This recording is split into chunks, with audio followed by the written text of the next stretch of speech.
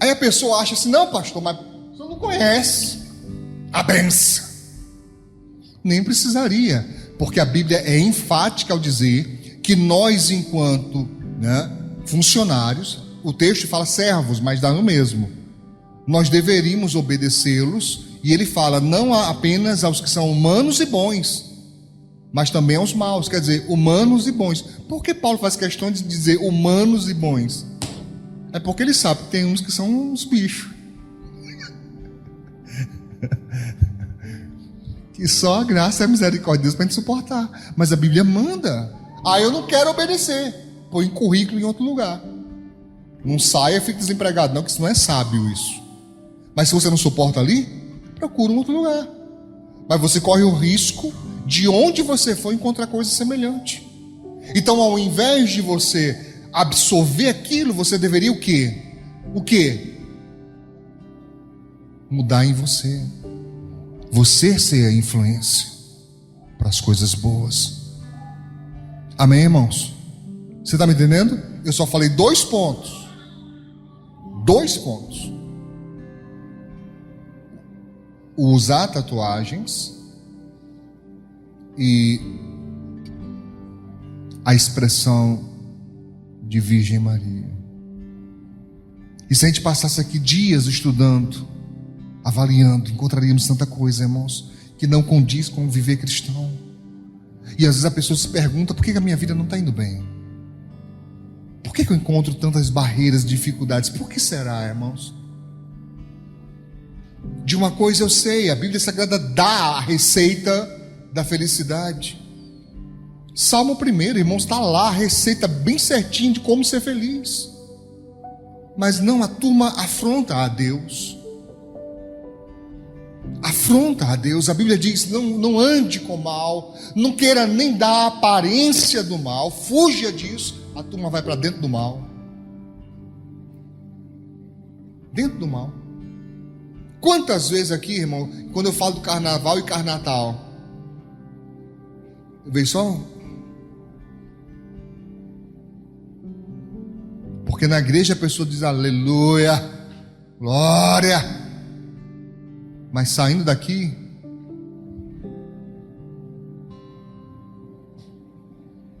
está lá no carnaval. Você sabe que a Bíblia diz que é proibido ao crente comer sangue? Quem sabia disso? Levanta a mão. Alto. Proibido. Não é opcional, é proibido. Não podemos comer sangue e nem carne sufocada, ou seja, animal que não foi sangrado. Aí um dia uma pessoa aqui perguntou a mim: pastor, eu gosto muito de galinha cabidela, pode? Eu falei: não pode. Mas pastor, é bom demais, é gostoso demais. Coma, meta o aço, coma. Como diz aqui em Natal, e não é um desejo meu, não é um pedido meu, eu estou só reproduzindo um ditado aqui natalense: coma até dar uma dor. Estou nem aí. Eu vou responder você como está na Bíblia. Se você vai obedecer ou não, isso é uma decisão que cabe só a você. O que eu não posso, o que eu não devo, é omitir de você algo crucial para a sua salvação. Eu não posso fazer isso, porque se eu omitir de você, Deus vai cobrar de mim. E não leva a mal não, viu, irmãos? Está difícil para eu garantir a minha salvação. A minha está difícil.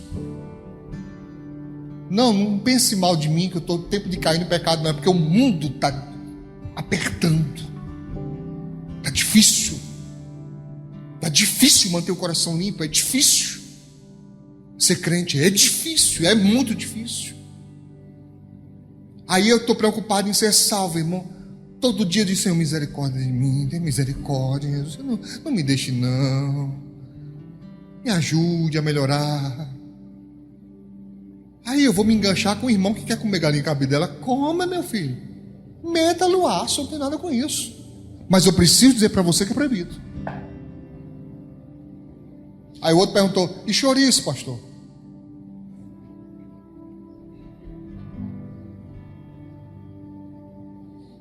Ontem uma pessoa não sabia o que é chouriço. Quem sabe o que é chouriço? O que é chouriço?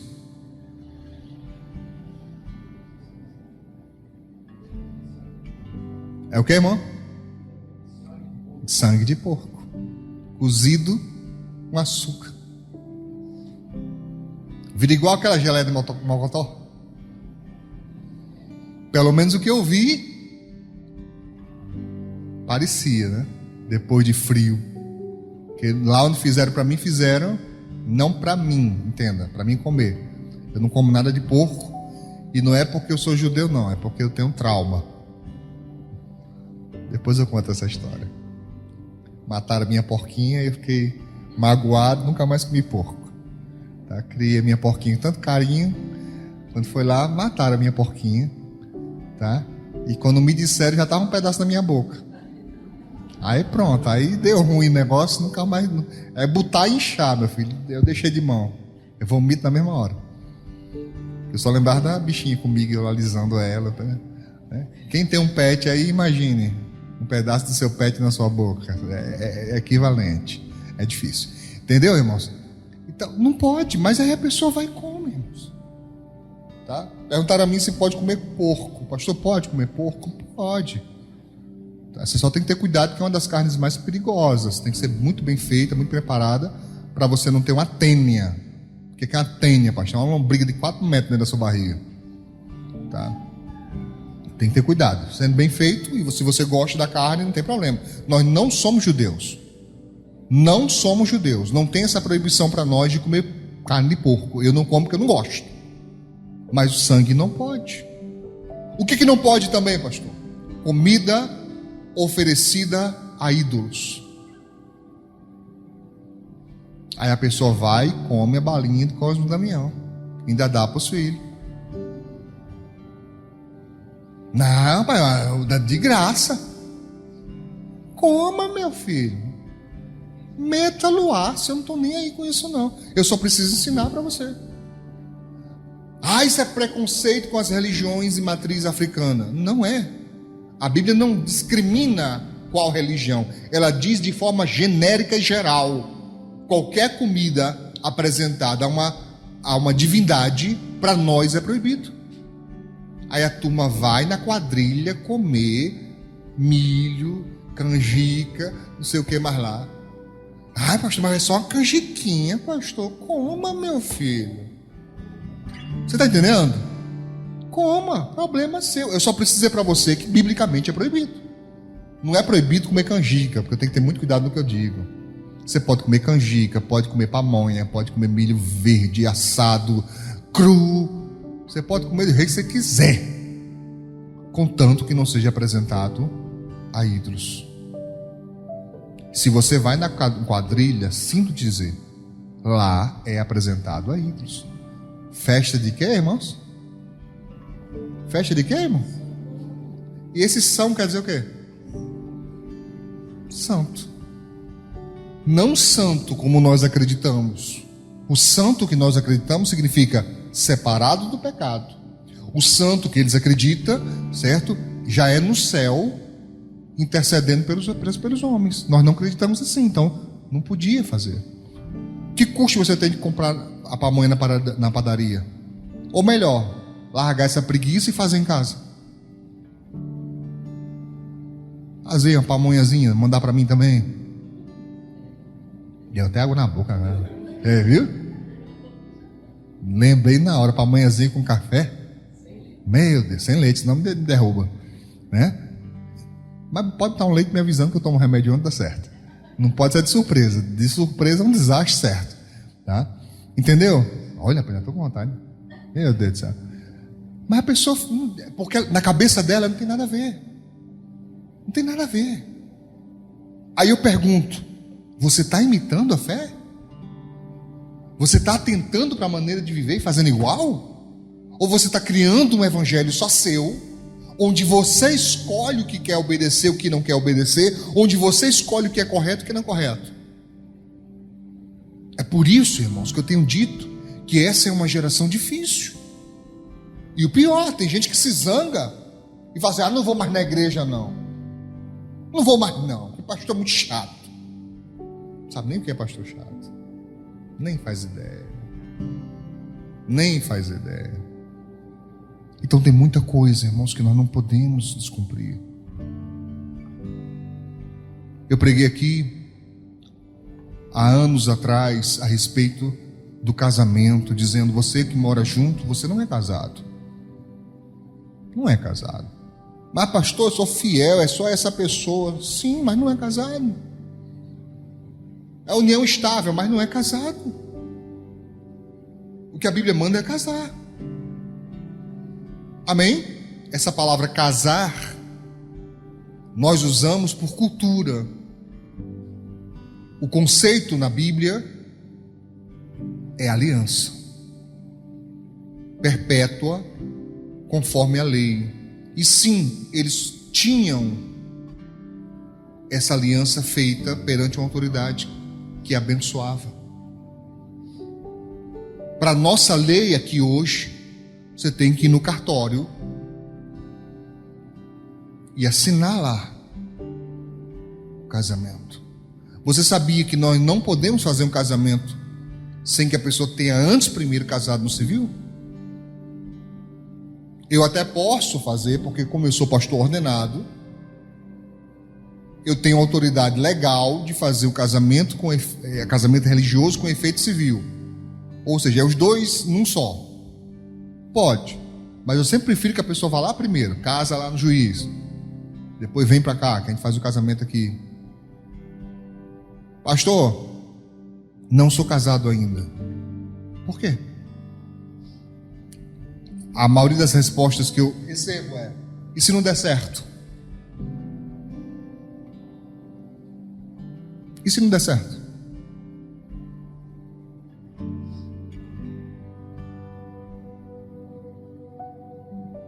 Como é que alguém está com outro com dúvida?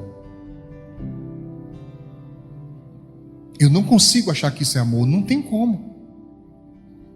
A não ser quando há traição. A não ser quando um quebrou a aliança e traiu. Aí eu entendo que a pessoa está em dúvida, sem saber se a pessoa vai ser fiel ou não a ela. Mas se não tem isso, nem deveria estar junto. Nem deveria, porque não tem certeza. Isso é o que? Um teste? Eu estou dizendo para o pessoal se separar?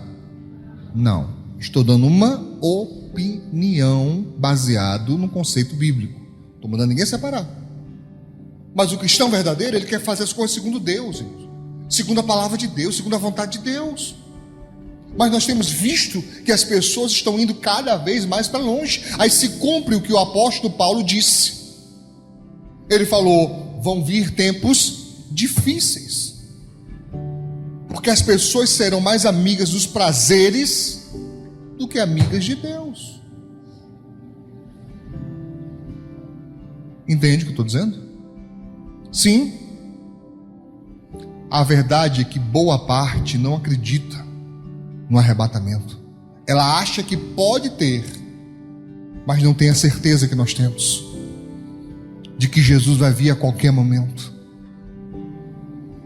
Porque a pessoa inteligente, quem é inteligente? A pessoa inteligente, toda pessoa inteligente, ela tem um princípio. Tem muitos, mas um se destaca. É o se. O se. A pessoa pensa muito nisso. Nesse caso, e se a Bíblia tiver razão? E se Jesus estiver voltando para levar o seu povo? E se eu não estou enquadrado nisso? E se eu ficar? E se ficar? O que está dito vai acontecer? E se acontecer? O que será de mim? No mínimo, a pessoa inteligente, ela pensa isso. Porque isso leva ela a olhar os seus atos. Espera aí, cara, por que eu ajo assim? Por que eu vou cada vez mais para longe de Deus? Porque mesmo o pastor dizendo sempre que nós não devemos ser apenas religiosos, mas que devemos o quê? Ter uma aliança real e verdadeira com Deus, que isso é pessoal. Aliança com Deus é algo pessoal. Ele nos manda congregar. Ele disse claramente para que nós nos reuníssemos. Ele falou de maneira categórica: onde estiverem 2 ou 3 reunidos no meu nome, eis aí eu no meio deles. Nunca mandou ninguém ser crente sozinho. Nunca mandou. Ele nunca enviou discípulos sozinho. Ele mandava no mínimo de 2 em 2. Amém? Eventualmente um discípulo podia fazer uma missão ali, mas não era uma constância. Eles estavam sempre juntos. É só você ler Atos dos Apóstolos, os primeiros capítulos, isso vai ficar bem claro para você, que eles estavam sempre juntos e tinham tudo em comum. Um povo individualista que só pensa em prazer, em se satisfazer, que não obedece, que reluta. E a Bíblia diz: recalcitrar contra os aguilhões é a pior coisa que pode fazer. Em outras palavras, você ficar dando puxões no freio de Deus. Já viu um boi com as argolas assim no nariz? Já viu? Põe na carroça. E para que serve aquilo? Para frear. Porque você puxa, aquilo dói e ele para. Se ele ficar puxando, aquilo vai doer. É a mesma coisa. Então não puxe essa corda não, irmão. Se renda, se entregue a Deus.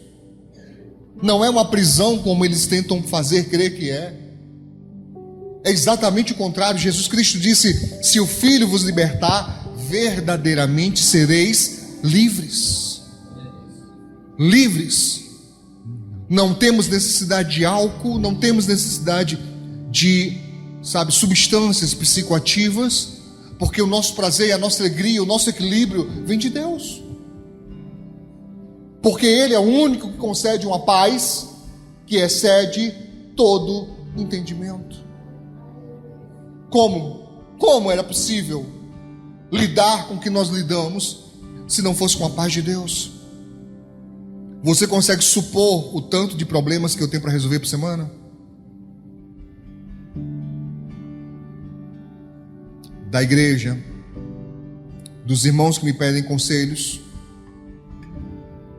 da minha profissão. O que mais acontece comigo é ouvir problemas, irmãos.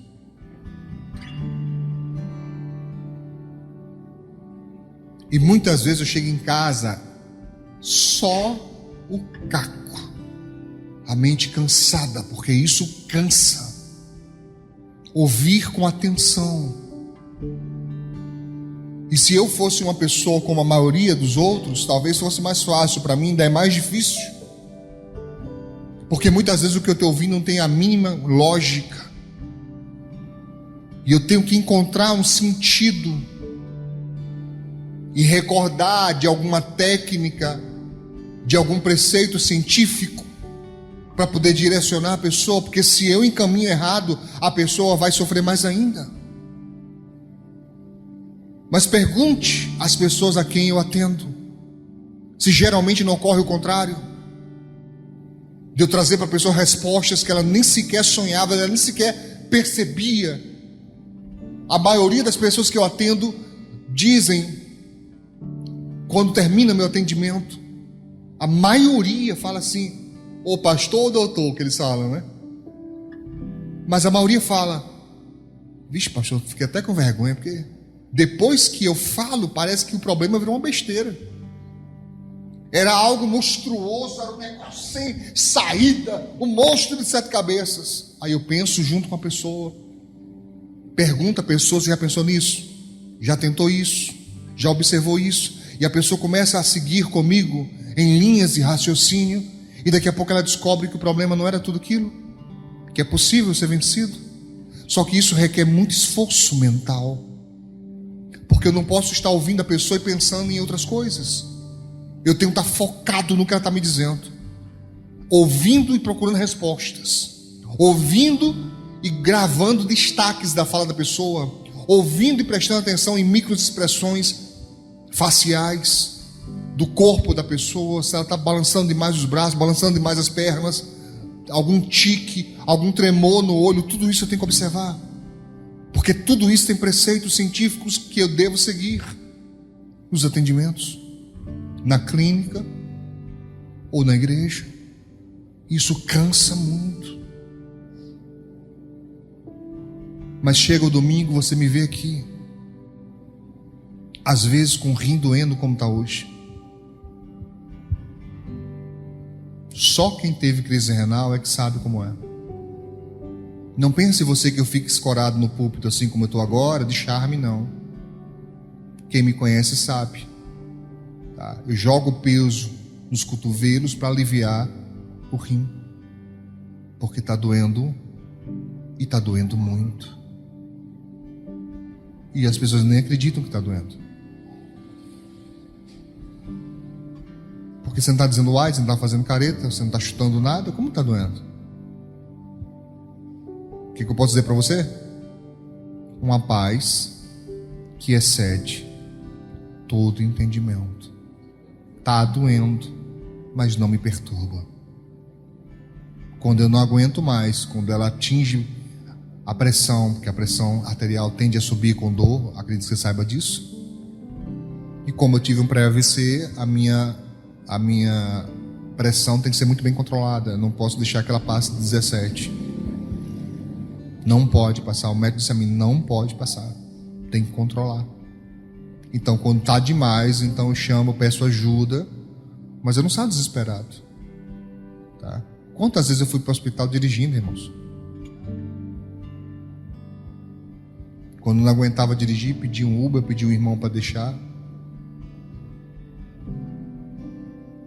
Entende? Porque estou focado. Estou focado no que eu tenho para fazer aqui e na esperança da minha salvação. Qual é a sua desculpa? A família? A sua desculpa é o trabalho? A sua desculpa é um parente? É a esposa? É o marido? Conversa fiada, irmão. Isso tudo é importante, mas não deveria ser mais importante do que a sua aliança com Deus. Não sou eu que digo, por favor, não pense que isso é um pensamento meu, é a Bíblia que diz: nada nos separará do amor de Deus em Cristo Jesus. E Paulo faz uma lista extensa. Ele diz: tribulação, angústia, espada, fome, nudez, anjos, principado. Meu irmão, Paulo, me perdoe a expressão, mas Paulo alopra no negócio. Ele bota tudo num bolo só, bota principado, demônio, anjo. Ele está dizendo: olha, não tem o que você invente que possa quebrar nossa aliança com Deus. Não tem, irmãos. Não tem. Faz meses, né? 1 mês e pouco, 2 meses, que eu sinto dor no coração, no peito. Fiquei internado, você lembra? O pessoal esquece. E alguém pergunta a mim: como é que tá, pastor? Eu digo: tá doendo. Agora mesmo tá doendo. Dói aqui no peito, dói no rim e na coluna. Você lembra que eu tenho hérnia de disco? Alguém lembra disso? E quando os 3 estão doendo ao mesmo tempo?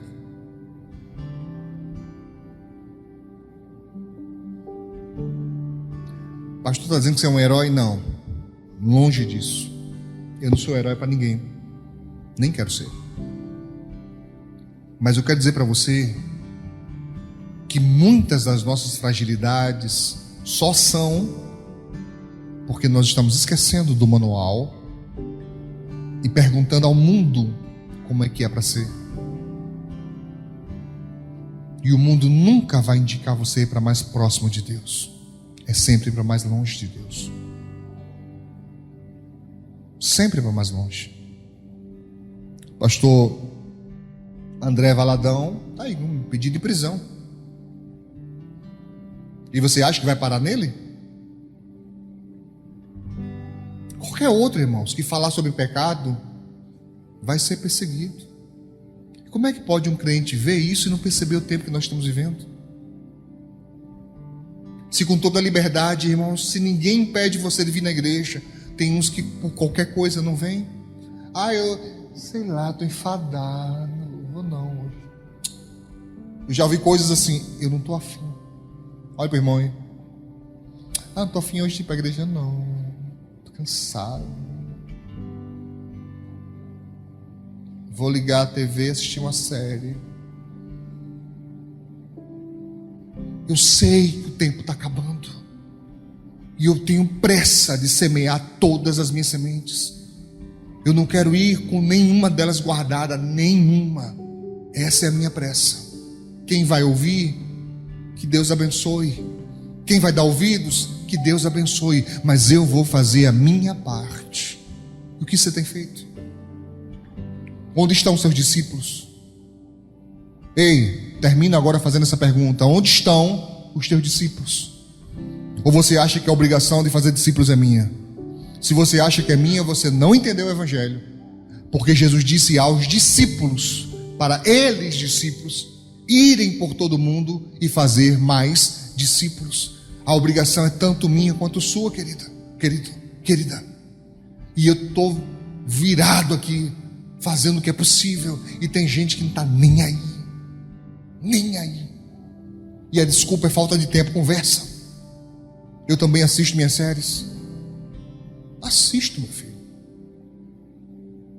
Lá para 10 da noite, estou eu lá assim, ó. Depois vou dormir. 6 da manhã eu tenho que estar de pé para ir para o UFRN deixar os filhos. Volto voado para ir para o trabalho. 9 em ponto eu tenho que estar lá.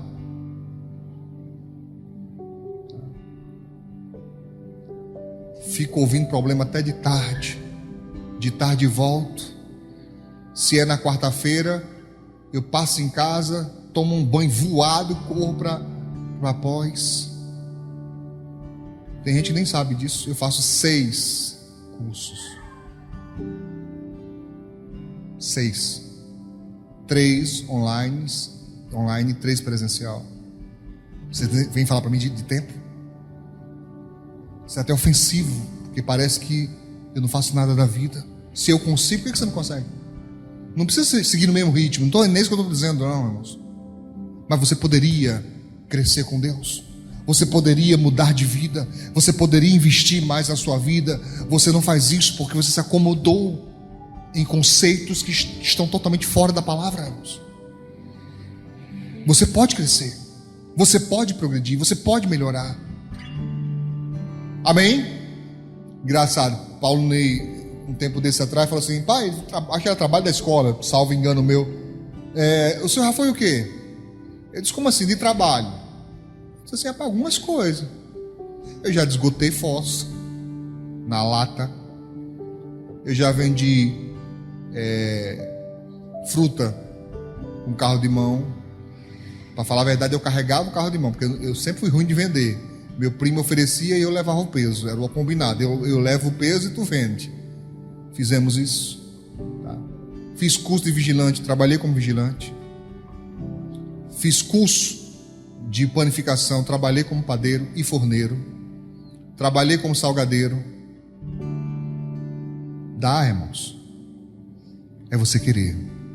Amém? Que Deus te abençoe. Vamos aplaudir Jesus. Glória a Deus.